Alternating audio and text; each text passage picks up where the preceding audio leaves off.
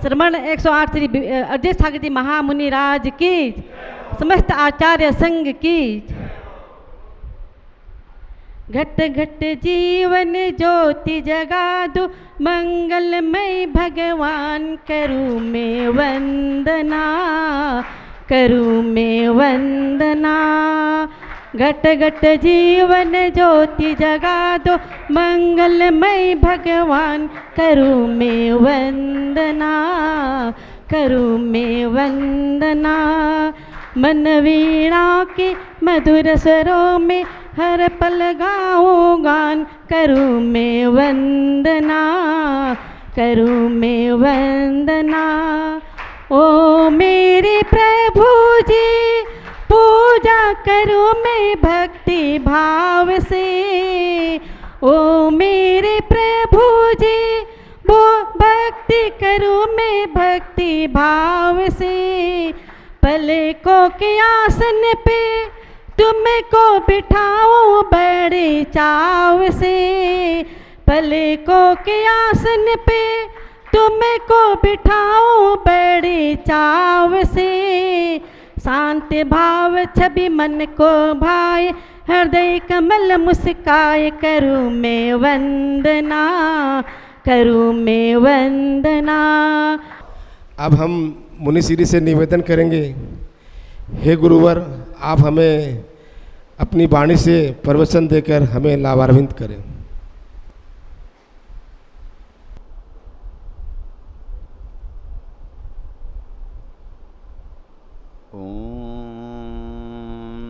नमः सिद्धेभ्यः।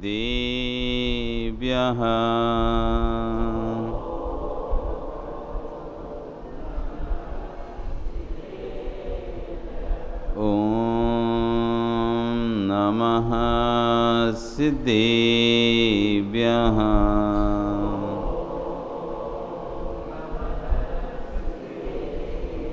ॐ नमः सिद्धेभ्यः।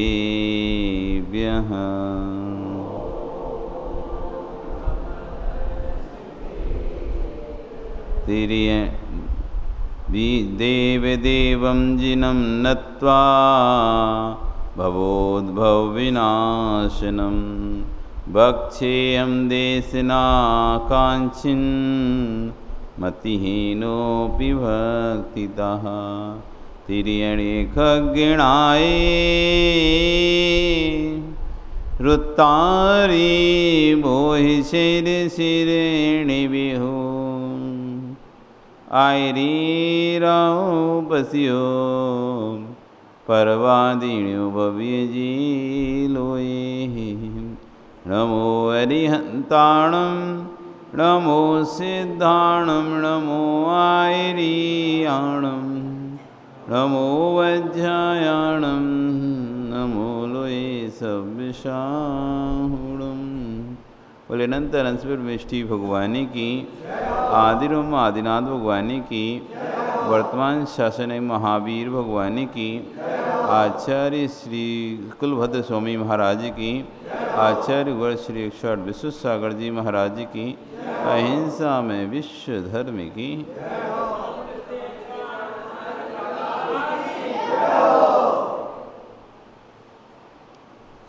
भवबंधु, वर्तमान शासन न्यायिक वर्धमान स्वामी के शासन में तीर्थंकर प्रभु की चरण निष्ठा में बैठकर हम सभी यहाँ जिन देशना का श्रवण कर रहे हैं, आचार्यवन कुलभद्र स्वामी महाराज ग्रंथराज सार्ध समुच्चय में जीवों को उपदेश देते हुए कह रहे हैं, संसार दुख में है। कल यहाँ पर चर्चा चल रही थी, संसार किसे कहते हैं? संसार क्या है? संसार क्या होता है आखिर में? संसार, आपका संसार क्या है? लोक में संसार मतलब हमारा परिवार, हमारा संसार। मेरा संसार मेरा परिवार, मतलब परिवार में सीमित है व्यक्ति, बच्चे, पत्नी, बच्चे, भाई बहन सब इसमें मस्त है, यही उसका संसार है। संसार में हम दुख भोग रहे हैं, लेकिन उस संसार की परिभाषा हमको नहीं पता। संसरण इति संसारा, संसरण इति संसारा, तन में जिसमें भ्रमण किया जाता है, जहाँ पर भ्रमण होता है, चारों गतियों के दुखों को प्राप्त करता है, वह संसार कहलाता है। जन्म मरण जहाँ पर होता रहता है, जब तक आत्मा में जन्म मरण होता रहता है, तब तक आत्मा संसार में कहलाती है, संसारी कहलाती है। और जब आत्मा में जन्म मरण का रोग दूर हो जाता है, तो आत्मा मुक्त कहलाते हैं। संसार नाम की कोई अलग से वस्तु नहीं है, और मोक्ष नाम की कोई अलग से वस्तु नहीं है। संसार नाम की कोई अलग से स्थान नहीं है, मोक्ष नाम का कोई अलग से स्थान नहीं है। ऐसा मत समझना मोक्ष में सिर्फ मुक्त जीव भी रहते हैं, मोक्ष में संसारी जीव भी रहते हैं। अभी तक आपको यही समझ में आता था, मोक्ष में कौन रहता है? सिद्धालय में कौन रहता है? मोक्ष में कौन रहता है? मुक्त जीव। और संसार में संसारी जीव। भ्रम हटा दो, ये भ्रम हटा दो। मोक्ष में भी, मोक्ष का जो स्थान है, जिस स्थान पर सिद्ध रहते हैं, वह संसारी भी रहते हैं। एक साथ, एक साथ, अलग अलग नहीं।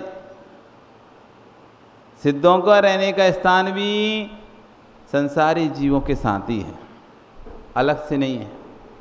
कोई अलग से ऐसा स्थान नहीं जहाँ पर सिद्ध रहते हो, उस मात्र सिद्ध रहते हो। जैसे घर के आपके अपने अपने कमरे होते हैं ना, कि ये बेडरूम होगा, ये बच्चों का रूम है, ये पापा का रूम है, ये हमारा रूम है, ऐसा। तो ऐसे कोई सिद्धों कोई अलग से व्यवस्था नहीं है, संसारियों की व्यवस्था है। निगोद में निगोदिया जीवों की व्यवस्था है, नरक में नारकियों की व्यवस्था है, मनुष्य लोक में तिरंछ और मनुष्यों की व्यवस्था है, ऊर्ध्व लोक में देवों की व्यवस्था है। वहाँ वही रहते हैं। मोक्ष नाम का कोई स्थान ही नहीं है, मोक्ष नाम का कोई स्थान ही नहीं है। और जो सिद्ध शिला नाम का स्थान है, वहाँ सिद्ध रहते नहीं है। जय कुमार जी, मोक्ष नाम का कोई स्थान नहीं है, और जहाँ सिद्ध शिला है, वहाँ पर सिद्ध रहते नहीं है। आपको आश्चर्य नहीं लग रहा? कुछ ऐसा अटपटा सा नहीं लग रहा कि क्या महाराज क्या सुना रहे हैं? हम तो यही सुन रहे आए थे कि मोक्ष में मुक्त जीव रहते हैं, सिद्ध जीव, सिद्ध परमेष्टि कहाँ रहते हैं? बच्चों को क्या पढ़ाया आपने? सिद्ध परमेष्टि कहाँ? सिद्धालय। सिद्धों का आलय तो कहीं है ही नहीं है, सिद्धों का घर तो कहीं है ही नहीं है। और जिसे तुम सिद्ध शिला कहते हो, वहाँ पर सिद्ध रहते नहीं है। उससे आज तक कोई सिद्ध हुआ ही नहीं है, जो सिद्ध शिला से, जिसे सिद्ध शिला कहा जाता है, उससे आज तक कोई सिद्ध नहीं हुआ। नाम ही सिद्ध शिला है, वहाँ से कोई सिद्ध नहीं हुआ है। जो भी सिद्ध हुए वो मध्य लोक से हुए, जो भी सिद्ध बने वे मध्य लोक में बने। सिद्ध शिला में कोई सिद्ध नहीं बना, और सिद्ध शिला पे ना कोई सिद्ध रहता है। कुछ बोलोगे आप लोग? माँ कुछ बोलोगी?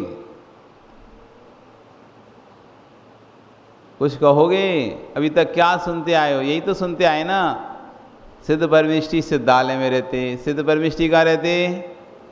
बच्चों को पढ़ाया कहाँ रहते? अरिहंत परमेष्टि संवत्सरण में रहते। सिद्ध परमेष्टि सिद्धालय में रहते। आचार्य उपाध्याय साधु परमेष्टि मंदिरों में रहते। मतलब मध्य लोक में रहते, समाज के बीच में रहते। यही समझ में आया है। लेकिन आप एक नई बात आपको सुनने मिल रही है कि सिद्ध परमेष्टियों का तो कोई स्थान ही नहीं है। और जिसको हम सिद्ध परमेष्टि स्थान कहते हैं, सिद्ध शिला जिसे कहते हैं, वहाँ से आज तक कोई सिद्ध हुआ ही नहीं है।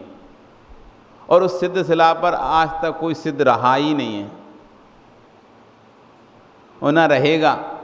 ना रह रहा था, ना रहेगा, ना रह रहा है। कोई भी सिद्ध शिला पर रहता ही नहीं है, और ना सिद्ध वहाँ से बनते हैं। जो सिद्ध बनेंगे वो मध्य लोक से बनेंगे, जो भी सिद्ध बनेंगे वो मध्य लोक से बनेंगे, और जो सिद्ध हैं वो लोक के अंतिम स्थान तनुवाद वाले में रहेंगे। लोक का अंतिम स्थान जहाँ पर लोक खत्म होता है, जहाँ पर लोक का एंड होता है, उस जहाँ पर बाद वाले हैं, ऐसे लोक के अंतिम बाद वाले में जाकर सिद्ध ठहर जाते हैं। क्यों आगे क्यों नहीं जाते? आगे चले जाते, लेकिन आगे धर्म द्रव्य का अभाव है। आगे धर्म, जैसे यहाँ पे कोई गैस का फुग्गा आप छोड़ें और वो कहाँ तक जाएगा? यहाँ पे छोड़ा तो बेटा कहाँ तक जाएगा? गैस वाला फुग्गा तुमने छोड़ा, बैलून गैस वाला, वो कहाँ तक जाएगा? कहाँ तक ऊपर? इस यहीं पे छोड़ा तो, और इसके ऊपर क्यों नहीं जा सकता? क्यों नहीं जा सकता? क्योंकि दीवार आ गई। अब जाने को तो यदि दीवार नहीं होती तो और ऊपर तक चला जाता, जितनी ऊपर तक जा सकता था चला जाता, लेकिन बीच में क्या हो गया? दीवार आ गई, तो ये यहीं जाकर ऐसे अटक जाएगा, सिर उसका बैलून का ऊपर चिपक जाए। ऐसी सिद्ध परमेष्ठी हैं, जैसे ही मध्यलोक से सिद्ध होते हैं वे ऊपर की ओर जाते जाते हैं, और एक लोक का ऐसा अंत स्थान आता है जिसके बाद 6-5 द्रव्यों का अभाव हो जाता है। जहाँ तक 6 द्रव्य रहते हैं, कौन कौन से 6 द्रव्य? जीव, पुद्गल, धर्म, अधर्म, आकाश और काल, ये 6 द्रव्य जहाँ तक रहते हैं वहाँ तक वो सिद्ध जीव गमन करता जाता है। वो सारा लोक है, सारा संसार है। उस संसार के अंत में वहाँ के बाद 6 द्रव्यों का अभाव हो जाता है। मतलब जीव द्रव्य, उसके बाद जीव द्रव्य नहीं पाया जाता, उसके बाद धर्म द्रव्य नहीं पाया जाता, अधर्म द्रव्य नहीं पाया जाता, आकाश द्रव्य नहीं पाया जाता, काल द्रव्य नहीं पाया जाता, पुद्गल द्रव्य नहीं पाया जाता। तो वहीं जाकर ये सिद्ध आत्मा स्थिर हो जाती है। योग्यता होने के बाद भी, इसलिए कहते हैं निमित्त का कितना प्रभाव होता है। निमित्त का कितना प्रभाव होता है। सिद्धों में योग्यता है, इतनी योग्यता है कि अनंत आकाश में चले जाएं, कोई रोकने वाला नहीं है, लेकिन फिर भी निमित्त का अभाव होने से उनको भी अपन वहाँ पर सिद्ध के अंतिम छोर पर रुकना पड़ता है। उसे कहते हैं तनुवाद बल। कौन सा बात बल है? तनुवाद बल है। उस तनुवाद बल में भी निगोदिया जीव रहते हैं। कौन से जीव रहते हैं? निगोदिया जीव रहते हैं। और निगोदिया जीव कौन होते हैं? संसारी होते हैं। कौन होते हैं? संसारी। उन संसारियों के बीच में सिद्ध रहते हैं। उन संसारियों के बीच में सिद्ध रहते हैं, लेकिन सिद्ध अपनी अनुभूति करते हैं और संसारी अपनी अनुभूति करते हैं। सिद्ध स्थान पर भी, जिसे सिद्धालय कहा जा रहा है, जहाँ पर सिद्ध हैं, वहाँ भी निगोदिया जीव जन्म मरण का दुख भोग रहे हैं। एक श्वास में 8-10 बार जन्मो मर्यो बर्यो दुख बार। एक श्वास में 18 बार जन्म मरण का जो तीव्र वेदना है वो वहाँ पर भोग रहे हैं। कहाँ पर? जहाँ पर सिद्धालय है, या जिसे अपन सिद्धालय कहते हैं, सिद्ध परमेष्ठी का निवास स्थान है। ऐसे स्थान पर भी निगोदिया जीव जन्म मरण का दुख भोग रहे हैं। उनके लिए वो संसार ही है। सिद्धों के लिए जो सिद्धालय है वो संसारी जीवों के लिए संसार ही है। इसलिए संसार नाम का कोई स्थान नहीं। संसार किसे कहते हैं? संसरण इति संसारा, जहाँ पर भ्रमण किया जाता है, चौगति के दुख भोगे जाते हैं, उसका नाम संसार है। ये 3 लोक ही संसार है। इस पूरे 3 लोक में, 343 घन राजू के इस 3 लोक में समस्त जीव जन्म मरण के दुख प्राप्त कर रहे हैं। इसलिए तीनों लोक ही संसार है। क्या है? संसार है, जिसका जन्म, और जो इस संसार में जन्म मरण भोग कर रहा है उसका नाम संसारी है। तो ऐसे संसार में कल कहा था कि किसी भी बात को समझना है तो 3 प्रकार से हम उस बात को समझ सकते हैं। सुत, दृष्ट, अनुभूत। क्या भूल तो नहीं गए? सुत, दृष्ट, अनुभूत। सुध परिचयाण भूया, सुनकर हम किसी विषय को जान लेते हैं। कोई व्यक्ति को हमने देखा ना हो, किसी वस्तु के बारे में जाना ना हो, सुना, तो सिर्फ उसके बारे में सुनकर भी हम उसके बारे में ज्ञान कर लेते हैं, कैसी होगी वस्तु, कल्पना कर लेते हैं।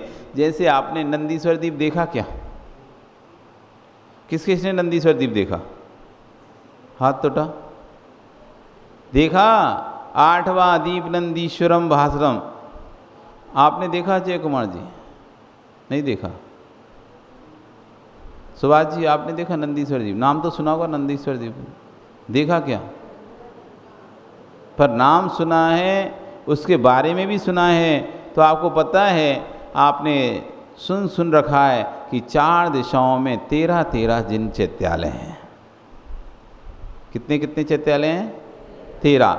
एक दिशा में 13, दूसरी दिशा में फिर 13, तीसरी दिशा में फिर 13, चौथी दिशा में 13, ऐसे कुल मिलाकर 52 जिन मंदिर हैं।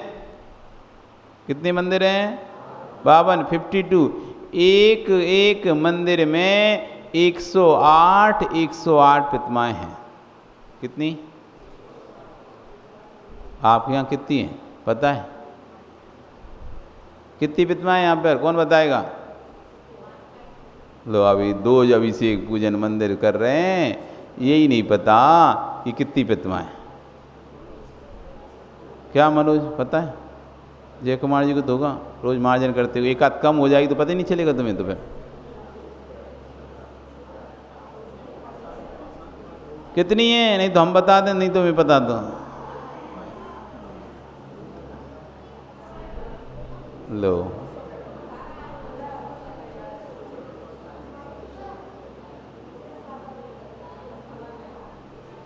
नहीं पता।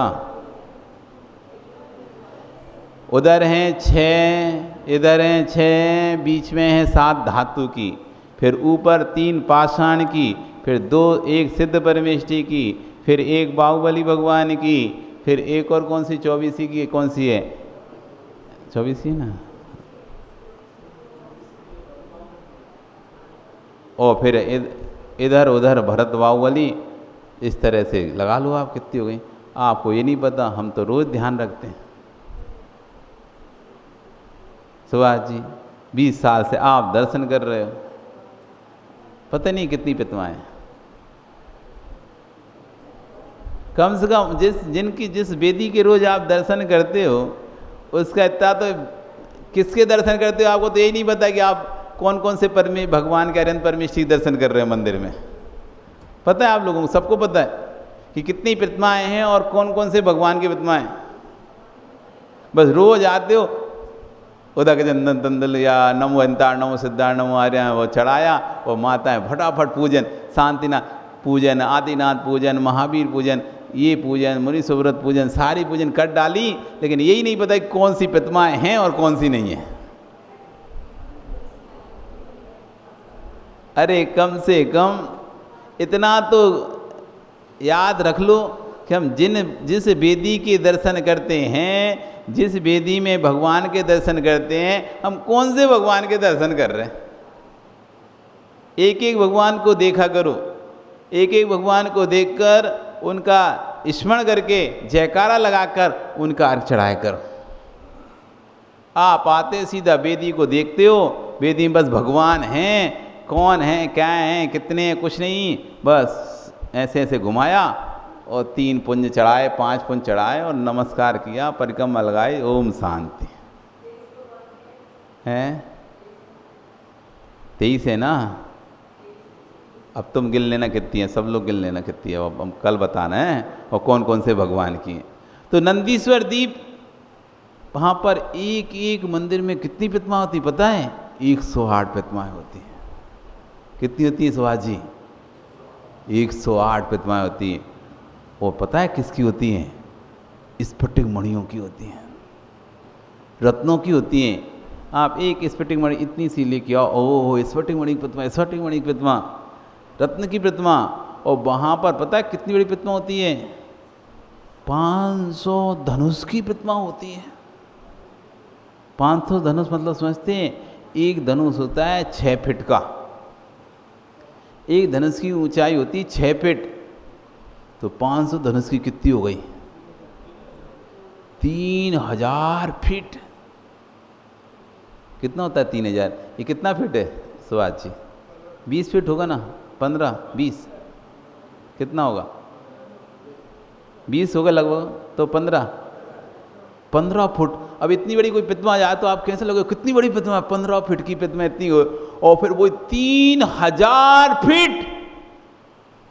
1 फीट नहीं, 2 फीट नहीं, 10। भैया कल्पना करो, कल्पना करो 3000 फीट की प्रतिमा। पद्मासन में कितनी, खड़गासन में तो फिर भी 108 फीट की प्रतिमा पता नहीं लंबे में हो जाए, लेकिन पद्मासन में तो वही प्रतिमा 3000 फीट की। महेश जी कितनी बड़ी होगी? ऐसी रत्नों की एक नहीं, 108 प्रतिमा एक मंदिर में। ओ भैया क्या नाम तुम्हारा? निशांत। 108 एक प्रतिमा 3000 फीट की। ये देखो 7 फीट की, 6 फीट की प्रतिमा इतनी बड़ी है खड़गासन में, और बैठी हुई प्रतिमा 2 फीट की है। अब 2 फीट की प्रतिमा ये है, अब तुम बड़े बाबा कुंडलपुर गए, वो 21 फीट की प्रतिमा है, ठीक है।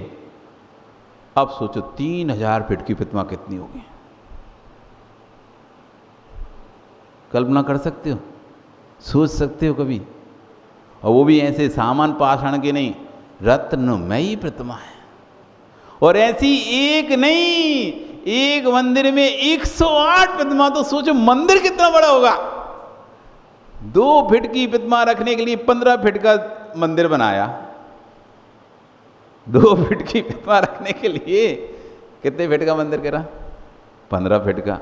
तो 3000 फीट की प्रतिमा रखने के लिए मंदिर कितना बड़ा होगा? सोचो सोचो। 3000 फीट की प्रतिमा रखने के लिए, ओ वकील साहब हिसाब लगाओ, मंदिर कितना कितना विशाल मंदिर। और एक रखने के लिए तो कितनी जगह चाहिए, और फिर 108 रखने के लिए लंबाई देखो कितना होगा। ऐसे ही कह देते हैं बस सामान से बने 52 चैत्यालय, 52 नंदीश्वरी संबंधी 52 चैत्यालय, अर्घम निर्वाम 300। अरे नंदी संबंधी 52 चले, एक चैत्यालय के बारे में तो सोच लो तुम, 52 की बाद में सोचेंगे। एक ही चैत्यालय कितना बड़ा है, एक ही मंदिर कितना बड़ा है, कभी कल्पना करा करो। हम कहाँ, हे प्रभु ऐसा पुण्य करें, ऐसा पुण्य करें, ऐसा पुण्य करें, तो नंदीश्वर के इतने बड़े बड़े भगवान हमें देखने मिले। मनुष्य नहीं जा सकते। मनुष्य की सीमा 2.5 दीप की है। इस मध्य लोक में असंख्यात द्वीप हैं, असंख्यात समुद्र हैं। द्वीप समझते, द्वीप किसे कहते हैं? समुद्र के बीच में एक टापू होता है ना, उसे द्वीप कहते हैं ना। ऐसी समुद्रों से घिरा हुआ है मध्य लोक पूरा, ठीक है। एक द्वीप, फिर पूरा समुद्र से समुद्र चारों तरफ, फिर दूसरा द्वीप, फिर उसको घेरे हुए समुद्र, फिर तीसरा द्वीप, फिर उसको घेरे हुए समुद्र, फिर चौथा द्वीप, फिर उसको घेरे हुए समुद्र। ऐसा असंख्यात द्वीप और असंख्यात समुद्र है इस मध्यलोक में। पहला द्वीप है 1 लाख योजन का हमारा, जिस पे हम रह रहे हैं ना, ये जम्बू द्वीप कहलाता है। इसका नाम क्या है? जम्बू द्वीप, जिस पे हम रह रहे हैं। ये 1 लाख योजन का है। 1 योजन में होते हैं 2000 किलोमीटर। कितना? 2000 किलोमीटर। तो 1 लाख योजन में कितने किलोमीटर हो? तो ये 2000 योजन का 2000 किलोमीटर का 1 योजन होता है। तो 1 लाख योजन का ये जम्बू द्वीप है जिस पे हम रह रहे हैं। इस जम्बू द्वीप को घेरे हुए 4 लाख योजन का समुद्र है। अब एक को घेरने के लिए 4 लाख चाहिए पड़ता है, तो इसको घेरा हुआ 4 लाख योजन का।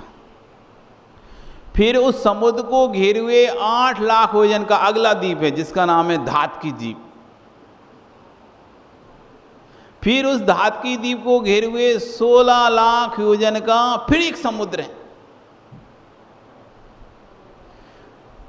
फिर उस समुद्र को घेरे हुए 32 लाख योजन का फिर एक द्वीप है जिसका नाम है पुष्कर द्वीप। कुछ समझ में आ रहा है? छोटी चूड़ी, उसके ऊपर बड़ी चूड़ी, फिर उस पर और बड़ी चूड़ी, फिर उस पर बड़ी, ऐसे गोल गोल गोल गोल गोल ऐसे ना आता जाता ना, ऐसे ही पहले एक द्वीप, फिर उसको घेरे हुए फिर पूरा समुद्र, फिर उस समुद्र को घेरे हुए फिर एक पूरा द्वीप, फिर उस द्वीप को घेरे ऐसा फिर समुद्र। दूने दूने विस्तार वाले हैं, डबल डबल डबल डबल। जम्बू द्वीप से लवण समुद्र से दुगना धातकी खंड, धातकी से दुगना कालोददी समुद्र, कालोददी से दुगना पुष्कर द्वीप, पुष्कर से फिर पुष्कर समुद्र, फिर और द्वीप, ऐसे करते करते 8वां द्वीप। लगाओ कितना होगा? 8 तक ही पहुंचेपन। पहला 1 समुद्र 4, दूसरा द्वीप 8, तीसरा समुद्र 16, चौथा द्वीप 32, 5वां समुद्र 64 पर द्वीप 5वां कौन सा? चौथा द्वीप 1 2 पहला, दूसरा, तीसरा, चौथा द्वीप कितना? 128। फिर दूसरा 256 समुद्र, फिर 5वां द्वीप 512, फिर समुद्र, फिर 6वां द्वीप 1000 2000 आएगा ना 48 2048, फिर समुद्र 4000 408, और फिर उसके बाद फिर द्वीप, फिर 6वां 7वां, ऐसे करके आप पहुंच जाओ 8वें द्वीप। इतना बड़ा है वो नंदीश्वर द्वीप। ये 8 तक ही हैं, ऐसे करते चले जाओ। फिर 13वां द्वीप रुचिकवर द्वीप आएगा, रुचिकवर, फिर ऐसे करते असंख्या द्वीप समुद्र, और अंत में मिलेगा आपको स्वयंभू रमण समुद्र और स्वयंभू रमण द्वीप।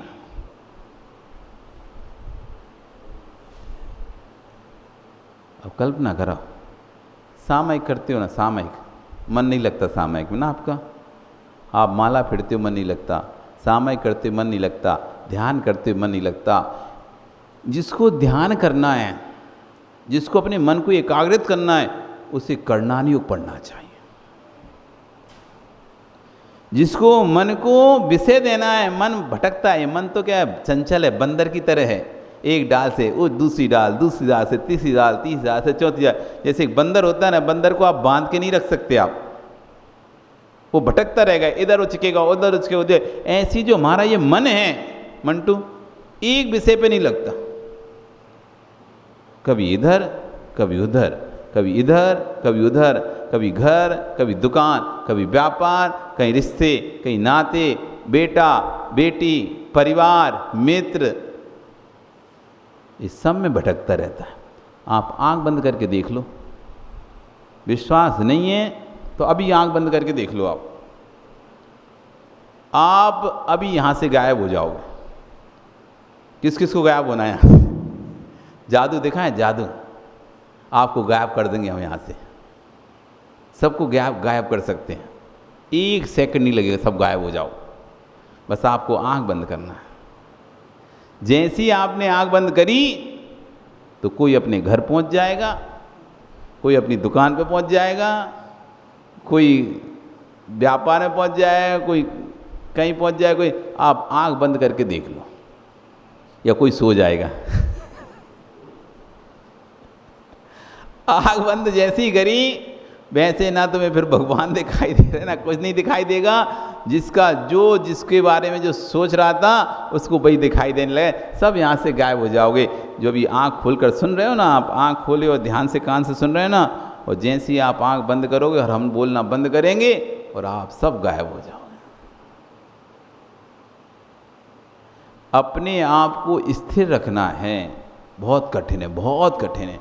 इस पंचम काल में तो अपने मन को स्थिर रखना अत्यंत कठिन है। उस दुष्कर, ऐसा दुष्कर ने लोहे के चने चबाना है। किसके चने? लोहे के चने। फिर भी कहते हैं कि लोहे के चने एक बार फिर भी चबा ले आदमी, लेकिन फिर भी मन को स्थिर करना उससे भी ज़्यादा दुरूह है। ऐसे इस मन को मरकट में बंदर ही संगे, ऐसे मन मरकट को यदि बस में करना है तुम्हें तो कर्णान योग पढ़ना पड़ेगा। जो कर्णान योग पढ़ता है, जो कर्णान योग को जानता है, समझता है और अच्छी तरह से सिद्ध हस्त कर लेता है, वो जैसी आंख बंद करता है उसे 3 लोक दिखाई देने लगते हैं। जैसे ही वो आंख बंद करता है उसे गुण स्थान दिखाई देने लगते हैं। जैसे ही वो आंख बंद करता है उसे जीव समाज दिखाई देने लगते हैं। जैसे ही वो आंख करता है उसे पर्याप्ति दिखाई देने लगती है। जैसे ही वो आंख बंद करता है उसे प्राण दिखाई देने लगते हैं। गई इंदी चकाए जो ए बे कसाय राणे संयम दर्शन लेस्या भव्या सम्यक सन्निहारे। ये 14 जीव समास हैं। गति, इंद्रिय, काय, योग, वेद, कसाय, जो ये वेद कसाय, ज्ञान, दर्शन, संयम, लेशा, भव्य, संगीत, आहारक, ये 14 जीव समास है। इन जीव समासों में व्यक्ति, समास मतलब होता है संक्षेप, समास मतलब होता है संक्षेप करना। तो इन जीव समासों में जीव को ढूंढता है, गति में जीवों को ढूंढता है, ज्ञान में जीवों को देखा, लिशा में जीवों को ढूंढता। मतलब जैसी आंख बंद करेगा उसकी खोज प्रारंभ हो जाएगी। 14 गुणस्थानों का बोध हो जाएगा। मिथ्यात, सासादन, सम्यक मिथ्यात, अविरत सम्यक, देश विरत, प्रमत्त विरत, अप्रमत्त विरत, अपूर्व कर्ण, अधा कर्ण, अनुवृत्ति कर्ण, सूक्ष्म सांप्राय, उपशांत मोह, क्षीण मोह, सयोग केवली, अयोग केवली, ये 14 गुणस्थान दिखाई देने लगे। ऊर्ध लोग, मध्य लोग, अधो लोग दिखाई देने लगे उसे। करा आपने कर्णान योग का स्वाध्याय कभी? पढ़ा कर्णान योग कभी? प्रथमम कर्णम चरणम द्रव्यम नमा कहते कहते उम्र बीत गई। प्रथमम कर्णम चरणम द्रव्यम नमा, पर ना तो पूरे प्रथमान योग पढ़ पाए हो आज तक, न कर्णान योग, न चरणान योग, न द्रव्यान। क्या किया? कभी अपने आप से पूछो। कभी अपने आप से जब शांत हो तो पूछना, मैंने अपनी पर्याय के इतने बहुमूल्य निषेक निकाल दिए, बहुत बहुत कीमती हैं, हीरो मोती से भी कीमती है आपकी सांस का एक एक समय। जीवन की श्वास का एक समय बहुमूल्य, बहुमूल्य। इसकी कीमत तब पता चलती है जब बेटा कहता है डॉक्टर से, बस 5 मिनट के लिए जीवित रखो पिताजी को। बेटा आ रहा है अथवा वकील आ रहा है साइन करवाने, वसीयत पे, कागजों पे पिताजी को रोक के रखो। एक क्षण के लिए भी जीवित रख लो, वेंटिलेटर पे रख लो, कछू पे रख लो, जितना पैसा उतना रखो। वो एक श्वास की कीमत तब पता चलती है। वो पिता कह रहा है बस थोड़ी देर जीवित कर लो, मेरा बेटा आ रहा है, एक बार उसको देख लूं मैं। क्या कीमत है इन श्वासों की, है? सारी संपदा दे रहा। भरोसा मत करो सांसों की डोरी टूट जाती है, सतह में पूज रहती है हवेली टूट जाती है। पता नहीं चलेगा तुम्हें सांसें। ये आप कभी सोचना चाहिए कि मैंने अपने जीवन के इतने वर्षों के निषेक कैसे बर्बाद कर दिए। कोई तो ज्ञान नहीं हमें। आज जब आपसे पूछ रहे हैं आपको समझ में नहीं, आपको लग नहीं रहा कि यार देखो तो हमने इतने वर्ष अपनी पर्याय निकाल दी, मंदिर भी आ रहे हैं, माता जी महाराज के पास भी गए हैं, चौका भी लगाए, बाहर भी शिखर जी भी यात्रा करी, वहाँ की गिरनार जी के सब जगह की यात्रा भी करते हैं, साल भर खूब घूमते हैं, तब भी हमको तो धर्म के बारे में 0 बटा सन्नाटा। कोई बोध ही नहीं है, कोई ज्ञान ही नहीं है। क्या किया हमने? हमको तो बहुत दुख होता है जब हम गुरु जी के पास गए। हम अपने आप को बहुत बड़ा पंडित से मानते थे। क्यों? 4 किताबें पढ़नी प्रतिष्ठा की, विधान की 4 वो सीख लिए, कैसे पूजन करानी पड़ती, कैसे गृह प्रवेश कराना पड़ता है, कैसे वेदी प्रतिष्ठा करानी पड़ती, कैसे पंचालन कराना, ये 4-6 पुस्तक पढ़ ली। अपने आप को हम बड़ा पंडित समझते थे, बड़ा ज्ञानी समझते थे। और स्वतः ही है कि जब कोई थोड़ा सा कराने लगता है तो सम्मान ज़्यादा मिलने लगता है।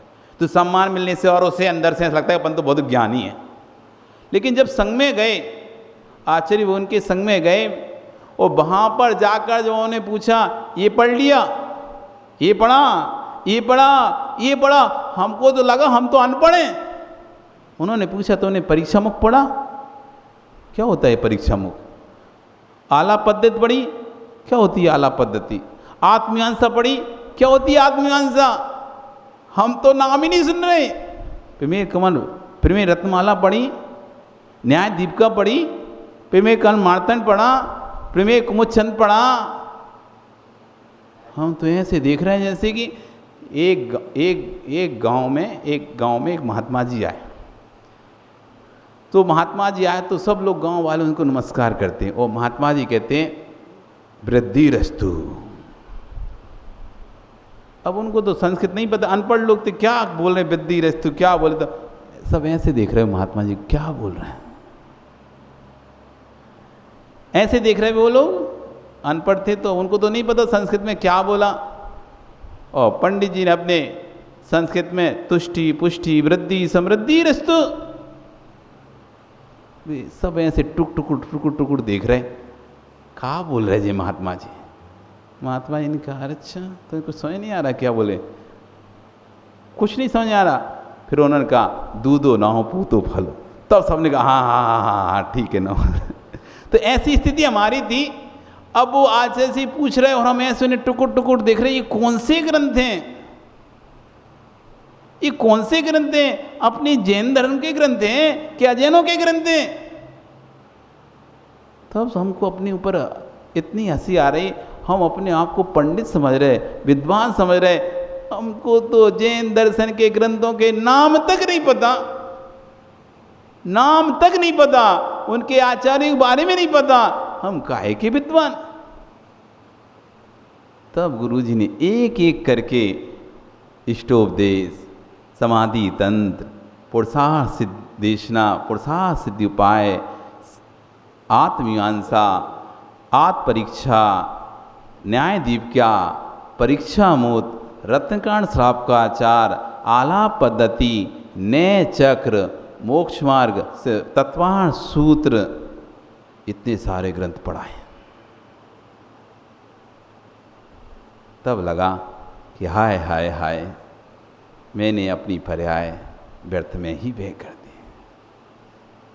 और महाराज जी का जो हमसे और पहले आ गए थे वो बहुत ज्ञानी थे, हम उनको देखते थे, ओहो हम भी यदि पहले आ जाते तो आज हम भी इतने ज्ञानी होते। न्याय, व्याकरण, सिद्धांत, आगम, अध्यात्म सब गुरुजी ने पढ़ाया। तब समझ में आया कि जब ऊंट पहाड़ के नीचे आता है तब उसे पता चलता है कि हम कितने ऊंचे हैं।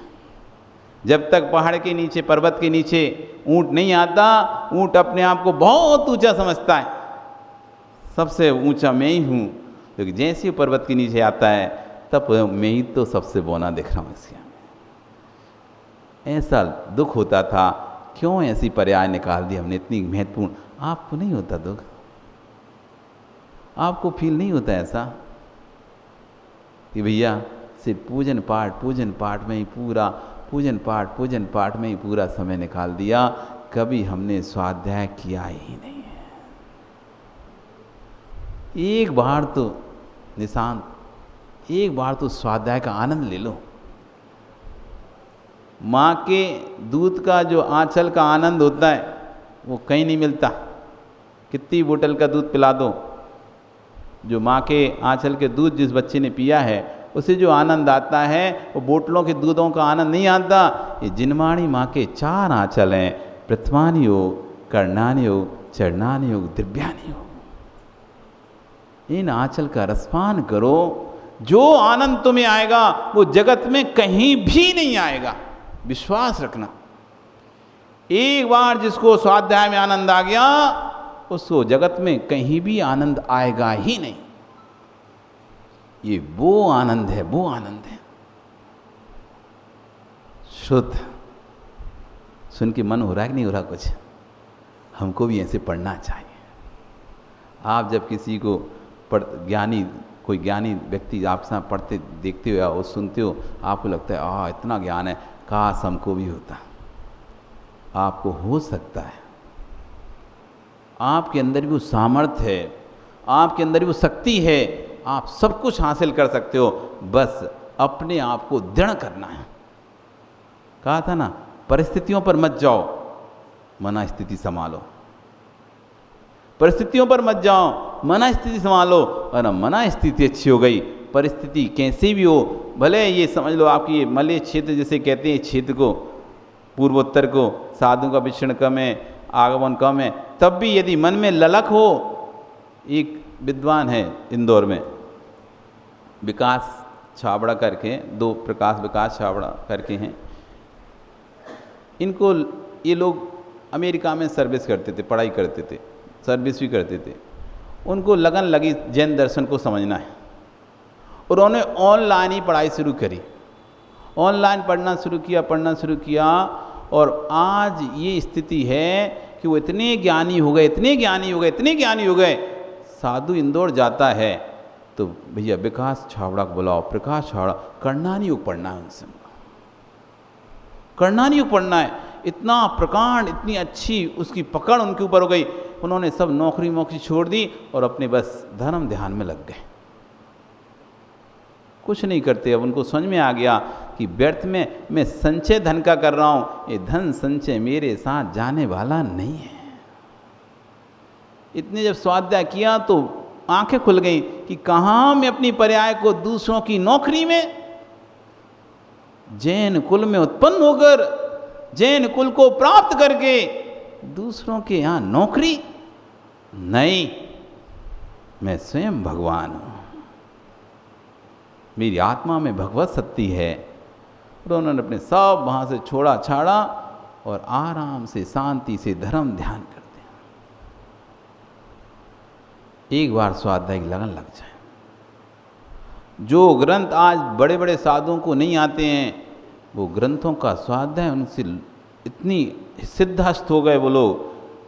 गौमठसार, जीवकांड, कर्मकांड, धवला, आपने नाम ही नहीं सुने होंगे, लब्धिसार, क्षपणासार, धन्य कर लो कानों को कम से।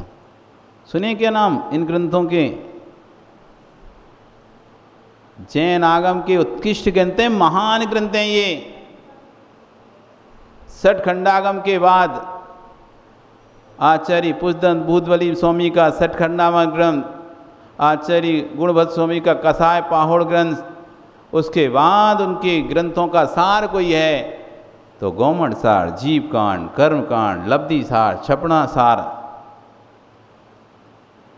कर्णानि योग के महान ग्रंथ है, महान ग्रंथ। जिसने इन ग्रंथों को पढ़ लिया, आसान नहीं पढ़ना, आसान नहीं है। दिमाग की नसें फट जाती हैं कमज़ोर दिमाग वाला हो तो, हाँ फट जाएंगी नसें, कमज़ोर दिमाग वाला होगा तो समझ नहीं आया, कुछ पल्ले नहीं पड़ेगा, कुछ ही पल्ले नहीं पड़ेगा। इतना गणित है, इतना गणित है, इतना कैलकुलेशन है, तुम्हारे कैलकुलेटर भी फेल हो जाए। इतने बड़े बड़े गणित हैं, इतनी बड़ी बड़ी कैलकुलेशन है, और इतना आनंद आता है, इतना आनंद आता है, आदमी खाना छोड़ देता है उसके लिए। वो है कर्णानि योग, वो है कर्णानि योग। लोकालोक विभक्ते चतुर्गति नाम, लोकालोक का विभाग जिसमें, 4 गतियों का विभाग जिसमें, परिणामों का, गुण स्थानों का विवेचन जिसमें है, ऐसा कर्णानि योग है। आपका समय हो गया, कल फिर आओगे, पर्याय नहीं, फिर आना है और चर्चा करेंगे शुद्ध। अभी तो नंदीश्वर द्वीप जाना है ना अपने, अभी तो यहीं बैठे हैं अपन, श्रुत सुन के ही पहुंच जाएं और भाव बनाएं कि ऐसा समय आए माँ, ऐसे परिणाम करो, ऐसे परिणाम करो कि यहाँ से जाकर ऐसी रिद्धिधारी देव बनो। और नंदीश्वर में साक्षात कितने भगवानों की, अरे 108 गुणित 52, 108 गुणित एक चैत्यालय में कितने, 108। ऐसे 52 जिन मंदिर हैं, एक मंदिर नहीं है, 52 मंदिर हैं। तो 52 मंदिर गुणित 1108, तो समझ लो इतने भगवानों की, वो भी कितने बड़े भगवान, 500 धनुष यानी 3-3 हजार फीट के भगवान। कौन से, सामान्य पाषाण के नहीं, रत्नों के, स्फटिक मणियों के बड़े बड़े भगवान। इन सब के दर्शन करने आपको मिले, ऐसी भावना भाव। अब कल चर्चा करें। बोली भगवान महावीर स्वामी की।